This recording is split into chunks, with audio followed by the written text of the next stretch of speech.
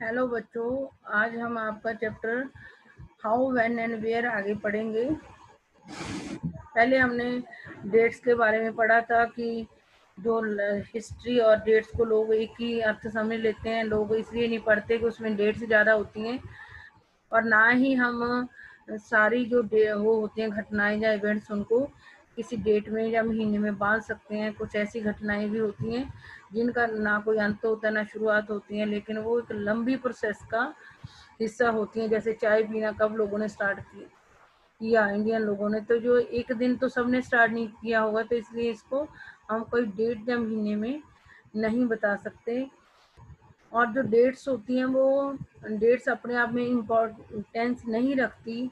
तो जो चीज़ें अगर कुछ घटनाएं हमारी ज़िंदगी में इम्पोर्टेंट होती हैं तो उनकी उनसे संबंधित जो डेट्स होती हैं वो इम्पोर्टेंट होती हैं। अगर जो इम्पोर्टेंट इवेंट्स होती हैं वो बदल जाती हैं हमारी ज़िंदगी में, तो डेट्स भी बदल जाती हैं। तो नई इवेंट्स की डेट्स आ जाती हैं, पुरानी डेट्स हमारे लिए कोई इम्पोर्टेंस नहीं रखती। और इस चीज़ को ये जो ब्रिटिश हिस्ट्री थी उसके द्वारा समझाने की कोशिश की गई बुक में। विच डेट्स के द्वारा, why, what criteria do we choose a set of dates as important. कह रहे हम कैसे चुनते हैं कि किस क्राइटेरिया के तहत चुनते हैं कि कौन सी डेट्स हमारे लिए इम्पोर्टेंट है, महत्वपूर्ण है।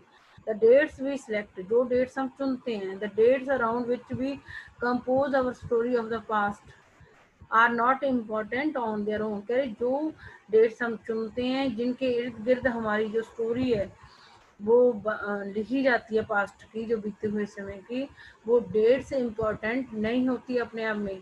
दे become vital because we focus on a particular set of events as important.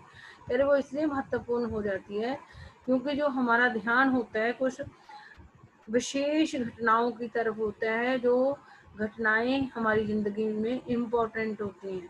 If our focus of study changes, अगर हम जिन जिन मतलब इवेंट्स को स्टडी कर रहे हैं, अगर वो इवेंट्स चेंज हो जाएं, जहाँ इशू चेंज हो जाएं, तो हमारी डेट्स भी चेंज हो जाएंगी। तो पुरानी जो वो होती है डेट्स होती हैं उनकी इम्पोर्टेंस नहीं रहेगी, क्योंकि हमारी स्टडी का जो फोकस है वो नए इश्यूज पर आ गया। पहले पुराने इश्यूज के लिए पुरानी डेट्स थी, अब नए पुरानी इश्यूज को स्टडी करना हमने बंद कर दिया, तो न्यू इश्यूज के लिए हमारे पास न्यू डेट्स आ गई। तो पुरानी डेट्स की इम्पोर्टेंस हमारे लिए नहीं रही, न्यू डेट्स की इम्पोर्टेंस हमारे लिए है। तो consider an example in the histories written by British historians in India. अरे हम एक एग्जाम्पल के द्वारा समझते हैं वो हिस्ट्रीज या इतिहास जो ब्रिटिश हिस्टोरियंस ने भारत में रहते हुए लिखे हैं, इन इंडिया में लिखे हैं। The rule of each governor general was important. British historian ने जो गवर्नर जनरल थे अंग्रेजों के, उनको उनके रूल को इम्पोर्टेंस दी है। मतलब अगर consider an example in the histories written by British historians in India, the rule of each governor general was important. जो ब्रिटिश या अंग्रेज हिस्टोरियन थे उनके लिए उनकी हिस्ट्री के अंदर गवर्नर जनरल्स जो हुए अंग्रेजों के इंडिया के टाइम में, उनके जो उन्होंने जो शासन किया वो इम्पोर्टेंट है। These histories begin with the rule of first governor.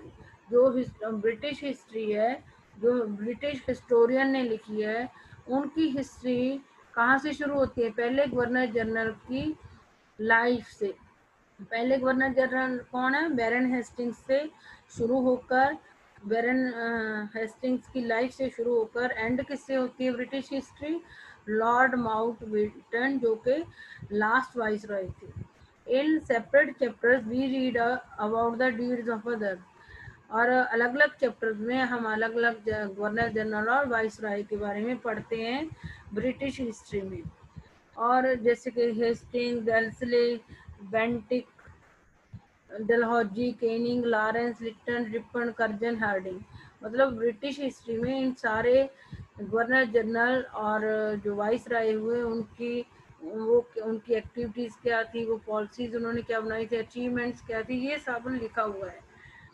It was a seemingly never-ending succession of governor general and जो ब्रिटिश हिस्ट्री है वो ऐसा लगता है कि कभी ना ख़त्म होने वाली जो अंग्रेज़ों और अंग्रेज़ों के गवर्नर जनरल और वाइस राइस का जो शासन था वो लिखा गया उस हिस्ट्री के अंदर, अंग्रेज़ों की हिस्ट्री के अंदर।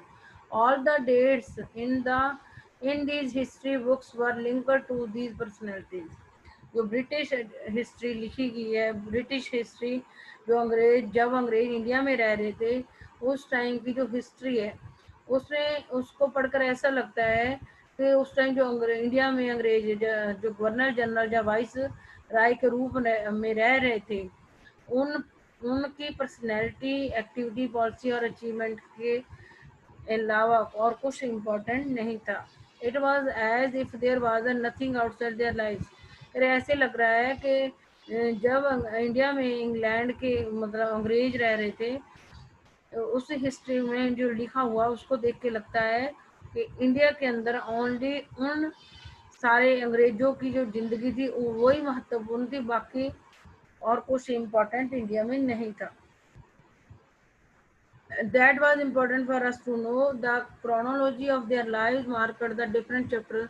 और जो ब्रिटिश हिस्ट्री है India, history of British India मतलब अंग्रेजों के टाइम की जो इंडियन हिस्ट्री है उसमें जो अलग अलग जो अंग्रेजों ने हिस्ट्री लिखी है उसमें बस ये अलग अलग गवर्नर जनरल हैं जो वाइस राय हैं उनकी जिंदगियों को ही चैप्टर बना दिया गया है।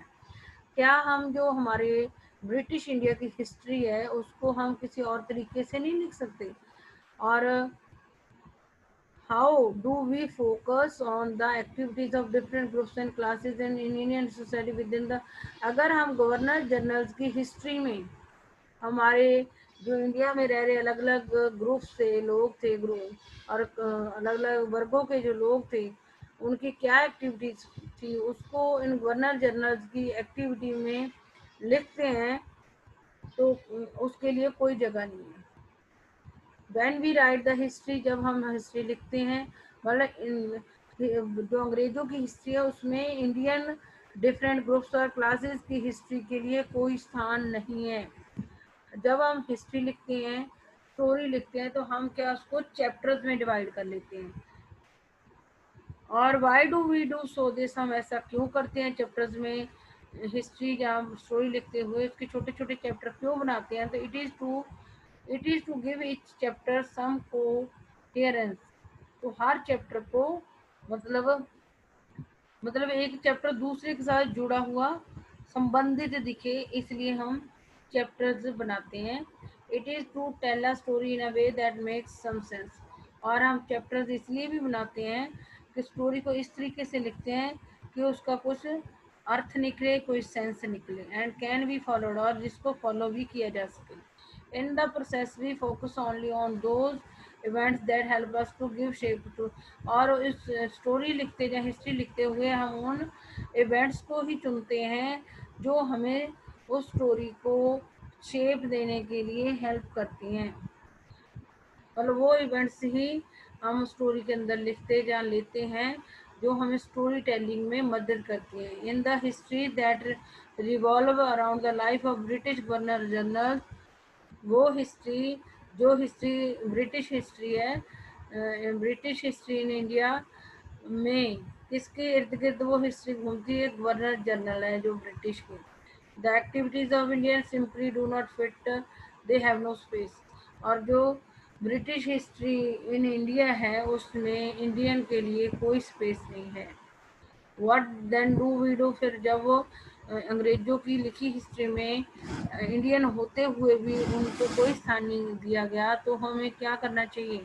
Clearly we need another format for our history. कह रहे हैं ये इससे साफ है कि अंग्रेजों ने अगर इंडिया में रहते हुए इंडियन लोगों को अपनी हिस्ट्री में इन्वॉल्व नहीं किया तो इट मीन्स हमें अपनी हिस्ट्री लिखने के लिए कोई और फॉर्मेट अपनाना पड़ेगा।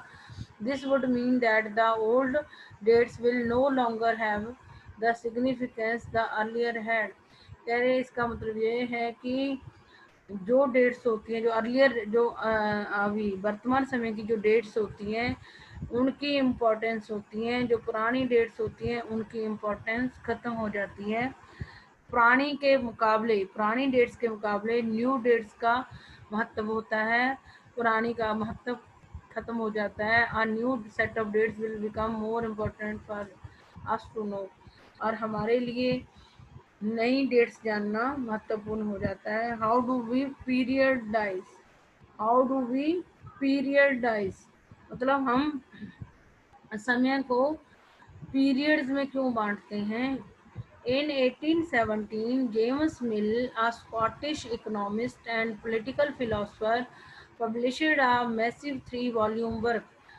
1817 में 1817 में जेम्स मिल, जो स्कॉटलैंड के अर्थशास्त्री और पॉलिटिकल फिलोसोफर थे, 1817 में, ये आप जो लोग याद कर लेना क्योंकि ये आता है आगे भी। 1817 में जेम्स मिल ने, जो स्कॉटिश इकोनॉमिस्ट थे, स्कॉटलैंड के इकोनॉमिस्ट और पॉलिटिकल फिलोसोफर थे जो जेम्स मिल, उसने 1817 में एक history of British India publish करी थी।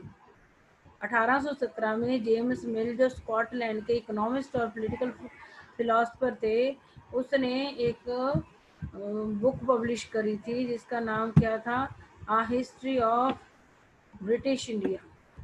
आ हिस्ट्री ऑफ ब्रिटिश इंडिया लिखी थी उसने, पब्लिश करी थी।